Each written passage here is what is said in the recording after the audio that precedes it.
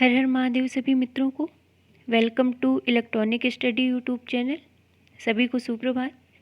Daily current affairs की series में आज ही हमारी 48 नंबर की वीडियो है और आज भी हम अपने सेशन के लास्ट में जो हमने कल करंट अफेयर्स पढ़े थे उसका भी रिवीजन करेंगे और आज के जो करंट अफेयर होंगे उनको भी देखेंगे। तो चलिए शुरू करते हैं आज का अपना सेशन और देखते हैं पहला करंट अफेयर। पहला दिया हुआ है, खेल के क्षेत्र में दिया जाने वाला सर्वश्रेष्ठ पुरस्कार राजीव गांधी खेल रत्न का नाम अब मेजर ध्यानचंद खेल रत्न पुरस्कार कर दिया गया है।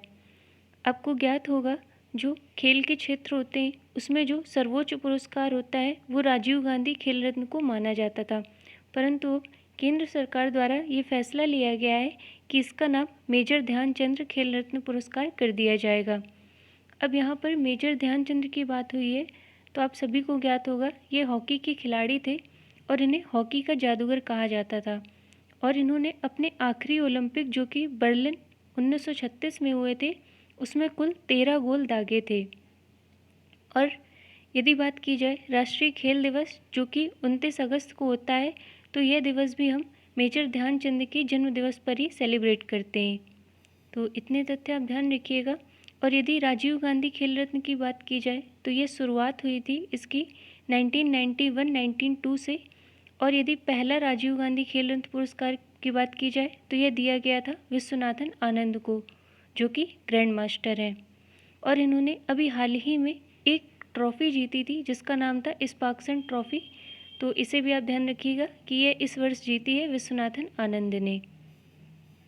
अगला देखते हैं धृति बनर्जी के बारे में ये चर्चा में क्यों है तो इन्हें हाल ही में जूलॉजिकल सर्वे ऑफ इंडिया यानी ZSI के निदेशक के रूप में नियुक्त किया गया है और इनके विषय में एक महत्वपूर्ण बात यह है कि 100 वर्षों के इतिहास में ZSI निदेशक के पद पर नियुक्त होने वाली ये पहली महिला बन गई हैं।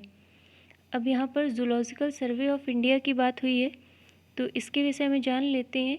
इसका हिंदी में अर्थ होता है भारतीय भूवैज्ञानिक सर्वेक्षण जो कि कार्य करता है भूवैज्ञानिक सर्वेक्षण पर। और यदि इसकी स्थापना की बात की जाए तो ये होती है 1 जुलाई 1916 को यानी कि करीब 105 वर्ष पहले और इसके मुख्यालय कोलकाता में स्थित है। और अब 105 वर्ष के बाद पहली बार ऐसा हुआ है कि जूलॉजिकल सर्वे ऑफ इंडिया में कोई महिला महानिदेशक के पद पर नियुक्त हुई है तो ये महत्वपूर्ण हो जाता है। तो इसमें आप धृति बनर्जी का नाम ध्यान रखिएगा।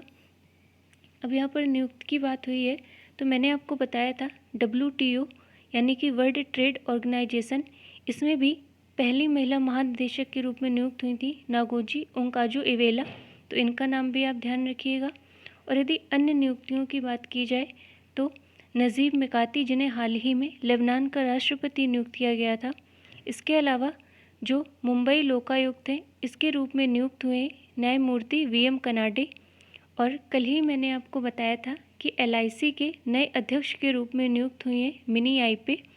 और यदि बात की जाए NCB नारकोटिक्स कंट्रोल ब्यूरो की तो इसके प्रधान के रूप में नियुक्त हुए SN प्रधान, तो इनका नाम भी आप ध्यान रखिएगा। और जो हमारी HCL कंपनी है इसके नए MD के तौर पर नियुक्त हुए हैं C विजय कुमार। और जो केंद्रीय सतर्कता आयोग है इसके अध्यक्ष के रूप में नियुक्त हुए जो केंद्रीय सतर्कता आयुक्त नियुक्त हुए ये हुए सुरेश एन पटेल। और यदि बात की जाए उत्तराखंड के मुख्यमंत्री की तो ये अभी हाल ही में नियुक्त हुए पुष्कर सिंह धामी। और नेपाल के प्रधानमंत्री के रूप में नियुक्त हुए थे शेर बहादुर देउबा। और वहीं अंतर्राष्ट्रीय ओलंपिक समिति में आचरण आयोग का अध्यक्ष किसे बनाया गया था तो बान की मून को अंतर्राष्ट्रीय ओलंपिक समिति में आचरण आयोग का अध्यक्ष बनाया गया था। और कर्णम मल्लेश्वरी को दिल्ली खेल विश्वविद्यालय के पहले कुलपति के रूप में नियुक्त किया गया है। और बेड बैंक के पहले CEO के तौर पर नियुक्त हुए पद्म कुमार मंगलम नायर। इसके अलावा जो खादी प्राकृतिक पेंट ब्रांड है इसका ब्रांड एम्बेसडर बनाया गया था नितिन गडकरी को। और इब्राहिम राइसी जो कि ईरान के 8वें राष्ट्रपति के रूप में नियुक्त हुए, वहीं पेस्ट्रो कैडेलो पेरू के नए राष्ट्रपति बने। तो यह कुछ महत्वपूर्ण नियुक्तियाँ थी, इन्हें आप ध्यान रखिएगा। अगला देखते हैं प्रधानमंत्री नरेंद्र मोदी 9 अगस्त 2021 को संयुक्त राष्ट्र सुरक्षा परिषद को लेकर होने वाली उच्च स्तरीय डिबेट की अध्यक्षता करेंगे। और इसी के साथ जो मोदी जी हैं वो यूएनएससी यानी संयुक्त राष्ट्र सुरक्षा परिषद की अध्यक्षता करने वाले देश के पहले प्रधानमंत्री बन जाएंगे। और जो ये बैठक होगी इसमें चर्चा किन विषयों पर होगी, तो समुद्री सुरक्षा, शांति व्यवस्था और काउंटर टेररिज्म पे इसमें चर्चा की जाएगी। और ये भी ध्यान रखिएगा ये जो बैठक होने वाली है ये वर्चुअल होगी। अगला देखते हैं, ओलंपियन फुटबॉलर एस बाबू नारायण का निधन हो गया है।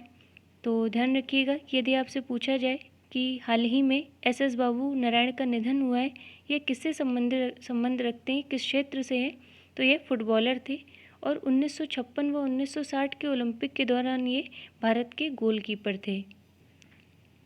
निधन की अगर बात की जाए तो मैंने आपको नंदू नाटेकर के बारे में बताया था, जो कि बैडमिंटन खिलाड़ी थे। इनका भी हाल ही में निधन हो गया था। इसके अलावा भगीरथी अम्मा, जो कि केरल से संबंध रखती थी, इनका 107 वर्ष की उम्र में निधन हो गया और ये केरल की सबसे उम्रदराज स्टूडेंट थी। इसके अलावा मैंने आपको पद्मा सचदेव के बारे में बताया था, जो कि हिंदी और डोगरी भाषा की प्रसिद्ध लेखिका और कवयित्री थी। इनका 81 वर्ष की उम्र में निधन हो गया। और इसके अलावा मशहूर कथकली कलाकार नेल्लियोड वासुदेवन नमूद्री के बारे में भी मैंने आपको बताया था। इनका भी 81 वर्ष की आयु में निधन हो गया था। अगला देखते हैं हिरोशिमा दिवस के बारे में, जो कि 6 अगस्त को मनाया जाता है।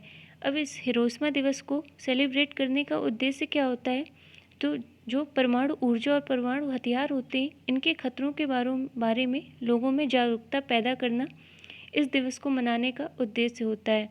आप सभी को ज्ञात होगा द्वितीय विश्व युद्ध के दौरान 6 अगस्त 1945 को संयुक्त राष्ट्र अमेरिका ने जापान के हिरोशिमा शहर में एक लिटिल बॉय नाम का परमाणु बम गिराया था।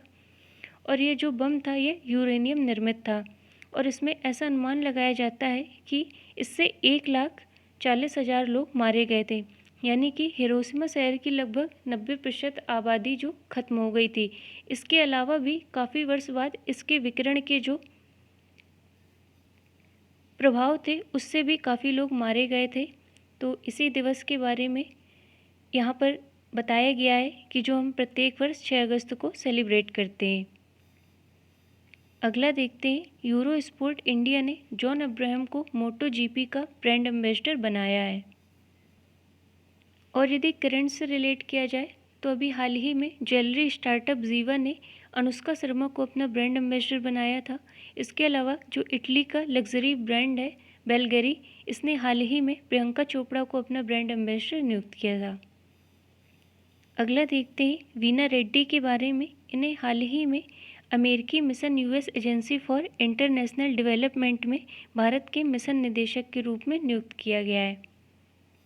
अगला है, हाल ही में यह फैसला लिया गया है कि लक्षद्वीप में मालदीव शैली के वाटर विला स्थापित किए जाएंगे, यानी कि जो मालदीव शैली से परिचित होंगे और उससे रिलेट करते होंगे ऐसे वाटर विला का निर्माण लक्षद्वीप में किया जाएगा और इसका उद्देश्य होगा पर्यटकों को आकर्षित करना। अगला देखते हैं, भारत के पहले स्वदेशी एयरक्राफ्ट आईएनएस विक्रांत ने अपना पहला समुद्री परीक्षण शुरू किया है और ऐसा माना जा रहा है कि वर्ष 2022 तक ये पूर्ण रूप से तैयार हो जाएगा। तो ध्यान रखिएगा कि यदि आपसे पूछा जाए कि भारत का पहला स्वदेशी एयरक्राफ्ट कौन है, तो यह है आईएनएस विक्रांत। अगला देखते हैं, पश्चिम बंगाल को हाल ही में 4 स्कॉच पुरस्कार मिले हैं। इनमें से 1 प्लेटिनम है, 1 गोल्ड है और 2 सिल्वर पुरस्कार शामिल हैं।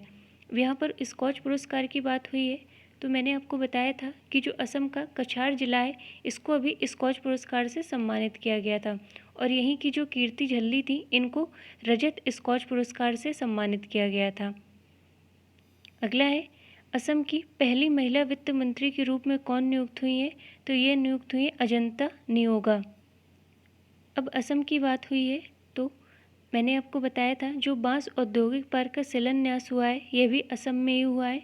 और अभी कल ही पढ़ा था हम लोगों ने कि असम राज्य के जो कृषि मंत्री हैं इन्होंने मक्के की 50 मीट्रिक टन की पहली खेप को बांग्लादेश निर्यात करने की घोषणा की है। और यदि वर्तमान की बात की जाए तो वर्तमान में असम के मुख्यमंत्री हैं हिमंत बिस्वा शर्मा और इन्होंने ये भी घोषणा की थी कि जो भी राष्ट्रीय खेल पुरस्कार विजेता होंगे इनको असम में जो सरकारी नौकरी होगी वो दी जाएगी। अगला देखते हैं, पुणे मेट्रो के लिए भारत की सबसे हल्की ट्रेन इटली से भेजी गई है। तो ध्यान रखिएगा कि यदि आपसे पूछा जाए कि भारत की सबसे हल्की ट्रेन वर्तमान में कहाँ पर चल रही है, तो ये पुणे मेट्रो के लिए भेजी गई है। और अभी कुछ दिन पहले ही मैंने आपको मैगलेव ट्रेन के बारे में बताया था, जिसका अनावरण चीन के द्वारा किया गया था। और ऐसा कहा जा रहा है कि ये ज़मीनी स्तर पर चलने वाला सबसे तेज़ वाहन होगा विश्व का, तो उसे भी आप ध्यान रखिएगा। आज के इस करंट अफेयर्स की श्रृंखला में इतना ही। अब जो हमने कल पढ़ा था उसका एक बार रिवीजन कर लेते हैं। पहला है, टोक्यो ओलंपिक 2020 में भारतीय खिलाड़ियों के लिए इंडियन ओलंपिक एसोसिएशन ने घोषणा की है कि जो भी खिलाड़ी स्वर्ण पदक जीतेंगे उनको 75 लाख रुपए और रजत पदक जीतने वालों को 40 लाख रुपए, कांस्य पदक जीतने वाले को 25 लाख रुपए की नगद राशि प्रदान की जाएगी। और अभी तक जो पदक विजेता रह चुके हैं उनमें से है पीवी सिंधु, इन्होंने जीता है कांस्य पदक, जो कि बैडमिंटन खिलाड़ी हैं। इसके अलावा मीराबाई चानू, ये वेट लिफ्टर हैं, इन्होंने 49 किलोग्राम वर्ग में रजत पदक जीता है। और इनके विषय में एक तथ्य ध्यान रखिएगा कि यदि आपसे पूछा जाए कि टोक्यो ओलंपिक में भारत को पहला मेडल किसने दिलाया, तो वह मीराबाई चानू ने ही दिलाया था। 23 जुलाई से ओलंपिक स्टार्ट हुए थे और इन्होंने पहले ही दिन रजत पदक जीत लिया था। अगला है लवलीना बोरगोहेन, ये एक मुक्केबाज है और इन्होंने कांस्य पदक जीता है। और 125 साल के ओलंपिक इतिहास में असम की ये पहली एथलीट बन गई हैं जिन्होंने ओलंपिक में पदक जीता है। इसके अलावा हमारी पुरुष हॉकी टीम, इन्होंने कांस्य पदक के मुकाबले में जर्मनी को हरा दिया है और 41 साल बाद भारतीय हॉकी टीम ने ओलंपिक में पदक हासिल किया है। ये एक बहुत बड़ी बात है। इसके अलावा हमने पढ़ा था रवि कुमार दहिया के बारे में, ये पहलवान है और इन्होंने ओलंपिक में रजत पदक जीता है। अगला है, जैसा कि मैंने आपको बताया, पद्मा सचदेव, इनका निधन हो गया है। ये हिंदी और डोगरी भाषा की प्रसिद्ध लेखिका और कवयित्री थी। फिर हमने पढ़ा था बालाकोट एयर स्ट्राइक के बारे में, जिसको लिखा था मनन भट्ट ने। इसके अलावा हमने एक पुस्तक और पढ़ी थी, Leopold diaries the rosette in India, इसको लिखा गया था संजय गुब्बी के द्वारा। अगला पढ़ा था हमने दुनिया की सबसे ऊंची सड़क, जो कि लद्दाख में बनाई गई है, जो वर्तमान में हमारा केंद्र शासित प्रदेश है एक, और इसका निर्माण सीमा सड़क सुरक्षा यानी बीआरओ के द्वारा किया गया है। और यदि आपसे पूछा जाए कि यह किस दर्रे से होकर गुजरती है, तो ये उंग लिंगला दर्रा है जहाँ से ये सड़क होकर गुजरेगी और ये दुनिया की सबसे ऊंची सड़क बन गई है। और लद्दाख में ही एनटीपीसी के द्वारा ग्रीन हाइड्रोजन मोबिलिटी प्रोजेक्ट भी स्थापित किया गया था और लद्दाख हमारा पहला केंद्र शासित प्रदेश बन गया था जिसने अपने 100% टीकाकरण के लक्ष्य को प्राप्त कर लिया था। अगला हमने पढ़ा था सेवानिवृत्त न्यायमूर्ति वीएम कनाडे के बारे में, जिन्हें हाल ही में मुंबई का लोक आयुक्त नियुक्त किया गया है। एलआईसी के नए अध्यक्ष के रूप में नियुक्त हुए हैं मिनी आईपे। फिर है असम, यहाँ के राज्य के कृषि मंत्री ने मक्की की 50 मीट्रिक टन की पहली खेप को बांग्लादेश निर्यात करने की घोषणा की है। फिर हमने पढ़ा था उत्तराखंड भूकंप अलर्ट के बारे में, जिसे उत्तराखंड के मुख्यमंत्री पुष्कर सिंह धामी के द्वारा लॉन्च किया गया है और ये भारत का पहला भूकंप अलर्ट मोबाइल एप्लीकेशन बन गया है। इसके विषय में आप तथ्य ध्यान रखिएगा ही कि यह भी कि यदि आपसे पूछा जाए कि इसका निर्माण किसके द्वारा किया गया है, तो इसका निर्माण आईआईटी रुड़की के द्वारा किया गया है। अन्य तथ्य में देखते हैं, अभी कुछ दिन पहले ही उत्तराखंड में भारत का पहला पॉलिनेटर पार्क का शिलान्यास भी हुआ था। फिर हमने पढ़ा था हर हित स्टोर योजना के बारे में, जो कि हरियाणा राज्य के द्वारा शुरू की गई है। यदि अन्य योजनाओं की बात की जाए तो वन ब्लॉक वन प्रोडक्ट योजना भी हरियाणा के द्वारा ही शुरू की गई थी। भारत का पहला ग्रेन एटीएम कहाँ स्टार्ट हुआ था जिससे अनाज निकलता था, वह भी हरियाणा के द्वारा ही शुरू किया गया था। और वर्तमान में हरियाणा के मुख्यमंत्री हैं मनोहर लाल खट्टर और जो राज्यपाल हैं यह हैं बंडारू दत्तात्रेय। फिर हमने पढ़ा था 15 अगस्त यानी स्वतंत्रता दिवस के अवसर पर ऐसा ऐलान किया गया है कि जो मुख्य अतिथि के रूप में होंगे वे होंगे भारतीय ओलंपिक दल के सदस्य। फिर हमने पढ़ा था हृदय प्रत्यारोपण दिवस के बारे में, जो हम प्रत्येक वर्ष 3 अगस्त को ऑब्जर्व करते हैं। तो आज के सेशन में इतना ही, मिलते हैं हम अपने नेक्स्ट वीडियो में। तब तक के लिए धन्यवाद सभी को।